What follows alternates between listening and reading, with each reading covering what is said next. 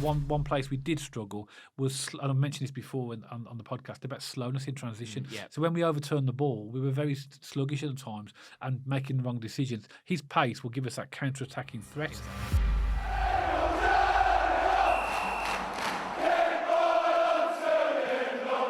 So welcome back to BCFC Royal Blue.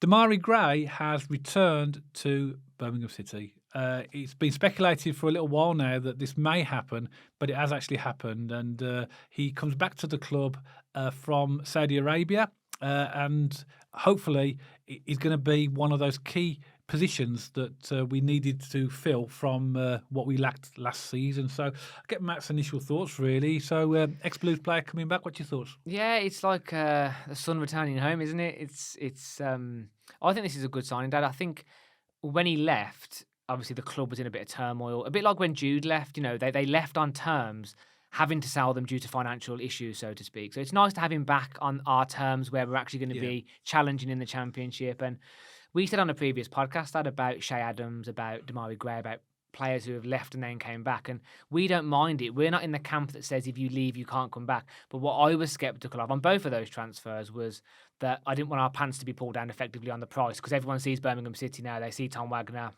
They know we have a decent amount of money to spend. So I just didn't want players coming back and us being robbed on fees, basically. That was my only thing. But in terms of as a player and as a talent, I'm filled. I think he's exactly the kind of player we need in those three positions, which we speak about we need to improve for next season. Yeah, what I like about this one, Matt, he comes back as a player in the peak of his career, in as much as, you know, a lot of players come back towards the end of their career, like your Troy Deeney's, for example. You know, he obviously clearly passed his best when he came back.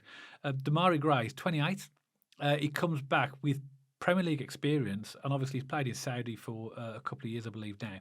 But he comes back, you know, as a player that can really make a difference. You know, we know from when I remember him when he was at Blues first. You know, I loved him. He was really. I mean, we were always going to lose him at that time because we were just in a position where we couldn't keep players like that. No. And he went off to Leicester, I think we saw. I'll go through his transfer history in a minute. But his big club, in my opinion, where I saw him make a good impact and at a high level was Everton. First season at Everton, I thought he was sensational. I mean, the goal he scored against Man City and a couple of assists he had was absolutely great. And also, he's a Jamaican international, Dad, and we have just had the international break recently. And I saw him get a few assists there as well. So I think this is a good talent to bring in. Yeah, I know a lot of Blues fans out there, you know, on social media, when we're talking about a lot of ex-Blues players, they say we should never go back, you know, we're moving forward now. But this is about bringing in players that can make a difference in the club. And, you know, with the right type of coaching, and which we know he'll get with Chris Davies, he's a player that can make a massive difference. We never had that devastation down the left-hand side. We had Emil Hansen last season. He was dogged by injury. Never really... Keshi was arguably our biggest threat. Yeah, Keshi did okay, didn't he? Did okay. In fact, Keshi was good. Yeah, good player. But we need that sort of, you know, somebody on that flank that can actually, he's got flair, pace, and can get across in as well.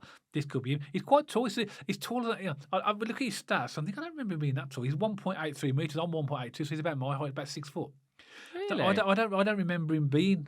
Obviously, he is because the stats tell me. Yeah, you're right. So you know, we've bought him from Al Ettifaq from the Saudi Pro League. That's the team that Steven Gerrard is the manager of, isn't he? There. So his strengths as well. I'll come on to his transfer history in a moment, but we know his pace and dribbling. You know, that's what he was known for as a young player at Blues. Unlocking teams. That's what we saw at Leicester. That's what we saw at Everton. And obviously, I'm sure they saw that. I've never seen him play in the Saudi Pro League. Crossing as well. But we need to get more crosses. But into our box, we need to have the style of play. So we've got players in position. So we need someone with a cross. And also as well, he's got a good shot from distance. He scores some great goals from edge of the box and stuff like that. And therefore, that makes him a really good counter-attacking threat. So if we break, and this is where we struggled last season, I believe, the one place we did struggle was, and I mentioned this before on the podcast, about slowness in transition. So when we overturned the ball, we were very sluggish at times and making the wrong decisions. His pace will give us that counter-attacking threat. Exactly. Also, we haven't mentioned it yet, but I think it's a big factor for me. He's a local lad. He came through our academy. And we mentioned about Allsop, him being a blue nose, and we have that song now. He hates Villa. Like Demarai Gray is a blue. He came through our yeah. academy system. I love that. He'll get a massive welcome back. Blues fans will love him because he's a blue nose, and that's what we want playing for the Blues. People that love the club. One thing is though, he plays predominantly left, but he's right-footed. I don't mind that. But that means he likes to cut in. Exactly. I think that's pretty good as well. And that means also, if we needed to, he could play on the right as well. Although from what I've seen, he's been dominant position is the left. Weaknesses, as all players have, and we know that we can't expect players to do everything. Aerial, he's not the strongest in the air. We've known that as well. Bit of consistency in the end product. So I think, from what I've seen, he gets into good positions, goes round players, but sometimes the end product isn't. But again, that's something that can be coached. It's about making putting players in the right positions to assist him as well. Sometimes his decision making is a little bit sort of, iffy, but overall the positives, outweigh the negatives by a mile. Because the amount of times, Dad, last season, if we're just going to take where we are right now and we're going to reflect on the season we just had, and I know it was a difficult one because we were in League One, team set up differently, I do get that. But the one thing I really wanted to see from our attacking front line, if we just take those three just behind the 9, so the left wing, the right wing and the 10, I wanted them to take it round people a little bit more, be a bit more braver, just have a touch and beat your man, and we just didn't really see that. And I know this comes down to style of football to some extent, in that Chris Davies wants to hold the ball and not risk losing it. I do get that. I'm not criticising our style of football. I'm just saying I just want players in our team, especially in those attacking positions, who are going to take their people on. Yeah. Be brave, have some skill, have some pace. Be brave as well. Put it in the box, because again, it all lends itself down to Chris Davies' style of football and what he wants to coach and what he wants to do. But players like this unlock teams. They can break the lines. They can take it past the man. Play. I think Stansfield's going to thrive with players like Demarai Gray in the team because he's flary and quick as well. One, it might take the attention away from Jay a little bit when he's trying to take his man on. But two, the assists and the cleverness and the intelligence he'll have to play him through. And we know players like Jay Stansfield make runs left, right, and centre, and he doesn't get picked out. Yeah. Demarai Gray's the kind of player who's going to pick him out. Yeah, interestingly, is that if he does play on the left, that's a position that Jay has played. Yeah. If he's not the out and out number 9, isn't it? So this might suggest to me that Chris Davies is actually just thinking about keeping Jay Stansfield as the number 9, which is where he should be. I hope he does. Yeah, because we got players now like Demarai Gray that can actually provide the service that he so desperately needs. A little bit of transfer history. We know he came through the Birmingham youth system. We developed him as a player, but we sold him in 2016 to Leicester. So that's nearly 10 years ago now. Around about 5 million, I think, something like that at that time. He was at Leicester for a number of years. He actually was with them when they won the Premier League, so he's a Premier League winner as well. Wow. You can't underestimate that. But they sold him in 2021. Who do you think they sold him to? Do you remember? Oh, good test. This was from Leicester. Leicester he went to another team before he went to Everton. Did he? Yeah. I can't remember.